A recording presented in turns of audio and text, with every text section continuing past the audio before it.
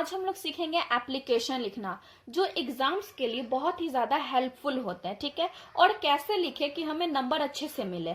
ठीक, तो इसको हम लोग स्टेप वाइज देखते हैं। तो जब भी हम एप्लीकेशन लिखना शुरू करेंगे तो सबसे पहले हम लोग लिखते हैं टू। ठीक है, फिर सेकेंड स्टेप होता है, लिखते हैं डिजाइनेशन ऑफ कंसर्न पर्सन, यानी कि जिस पर्सन को हम लोग लिख रहे हैं ये एप्लीकेशन, उनका क्या पोस्ट है, यानी किस पद पर है वो लिखते हैं। जैसे प्रिंसिपल है तो टू द प्रिंसिपल हो जाएगा, या फिर टू द हेड मास्टर हो जाएगा, या टू द सीईओ, यानी कि डिजिग्नेशन ऑफ कंसर्न पर्सन, यानी जिस पर्सन को हम लोग क्या कर रहे हैं एप्लीकेशन लिख रहे हैं। ठीक है, उसके बाद लिखना है एड्रेस। एड्रेस किसका लिखना है? एड्रेस यहाँ पर अपना नहीं लिखना है, जिस पर्सन को हम लोग लिख रहे हैं उनका जो एड्रेस है, यानी जहां हम एप्लीकेशन अपना भेज रहे हैं वहां का एड्रेस लिखना है यहाँ पे। ठीक है, फिर उसके बाद फोर्थ स्टेप है मेरा डेट। क्या लिखना है? उसके बाद डेट लिखना है, यानी जिस डेट में आप एप्लीकेशन लिख रहे हैं उस दिन का यहाँ पर डेट लिखना होगा। ठीक है, फिर उसके बाद आता है सब्जेक्ट। सब्जेक्ट में क्या लिखना है आपको? सब्जेक्ट में लिखना है कि किस लिए आप ये एप्लीकेशन लिख रहे हैं, किस रीजन से लिख रहे हैं।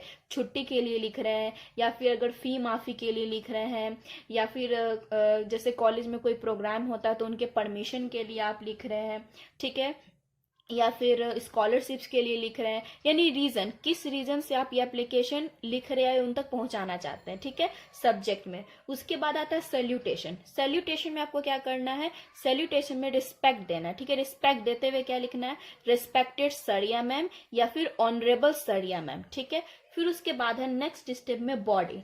बॉडी में आपको क्या लिखना है? बॉडी में 3 फेज में आपको लिखना होता है। ठीक है, पहला आता है इंट्रो, यानी खुद को इंट्रो दीजिए, यानी उनको बताइए कि कैसे आप उनसे बिलोंग करते हैं। ठीक है, फिर उसके बाद आपको काउज और रीजन, यानी वही रीजन वही कि किस रीजन से आप ये एप्लीकेशन लिख रहे हैं। ठीक है, आपको छुट्टी चाहिए या फिर कोई परमिशन लेना है आपको वो। ठीक है, फिर उसके बाद लास्ट में आपको रिक्वेस्ट करना है। उसके बाद आता है नेक्स्ट स्टेप है कॉम्प्लीमेंट्री क्लोज। इस कॉम्प्लीमेंट्री क्लोज में क्या लिखते हैं? जैसे योर सिंसियरली या फिर योर ओबीडियंटली, वो लिखते हैं। फिर ठीक है, फिर लास्ट में हम लोग क्या करते हैं? सिग्नेचर या फिर एड्रेस ऑफ सेंडर, यानी कि सिग्नेचर करते हैं सेंडर, यानी कि आप जो भेज रहे हैं, जो एप्लीकेशन लिख रहे हैं उनका सिग्नेचर फ्री हैंड में, और उसके बाद क्या करना है? एड्रेस या फिर नेम भी लिख सकते हैं अपना, या क्लास या फिर क्लास भी लिख सकते हैं, कौन से क्लास में पढ़ते हैं, रोल नंबर, ये सब लिख सकते हैं। ठीक है, फिर लास्ट में क्या करना है? अपना एड्रेस लिख देना है।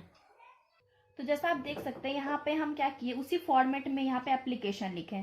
जैसे पहला स्टेप था टू लिखे, ठीक है, फिर डिजिग्नेशन और एड्रेस था, तो पहले टू द प्रिंसिपल, स्कूल का नेम यहाँ लिख देंगे, फिर यहाँ पे एड्रेस हो गया। ठीक है, फिर उसके बाद यहाँ पर डेट लिख देंगे, यहाँ पे हम सब्जेक्ट लिख देंगे, जैसे सब्जेक्ट में आता है फॉर लीव।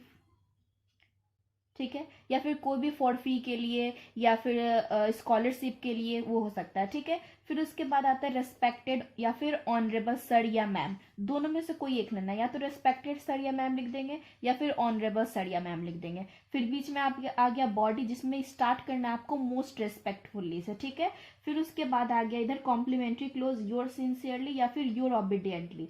ठीक है, फिर उसके बाद अपना नेम लिख देंगे, फिर क्लास लिख देंगे, फिर यहाँ पे अपना एड्रेस लिख देंगे।